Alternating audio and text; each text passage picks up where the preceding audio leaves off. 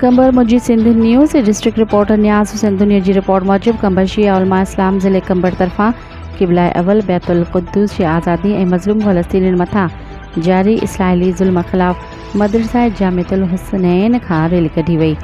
शिया उलमा इस्लाम ज़िले कंबर तरफ़ां क़िबला अवल बैतुल क़ुद्दूस जी आज़ादी ऐं मज़लूम फ़लस्तीनियुनि मथां जारी इसराइली ज़ुल्म ख़िलाफ़ मदरसा जामिअतुल हुसनैन खां रैली कढी वई, जेका शहर जे मुख़्तलिफ़ रोडनि रस्तनि खां थींदी प्रेस क्लब पहुती।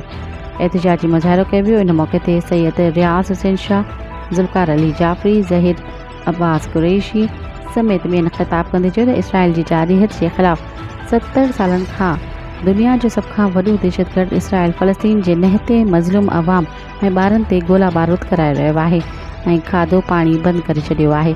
फ़लस्तीन क़यामत सुग़रा जो मंज़र पेश करे रहियो आहे। इसराइल अमेरिका जी सरपरस्ती में मज़लूम अवाम मथां ज़ुल्म करे रहिया आहिनि, पर अफ़सोस इन ज़ुल्म जे ख़िलाफ़ आलमी क़ुव्वतूं ख़ामोश तमाशाई बणियल आहिनि।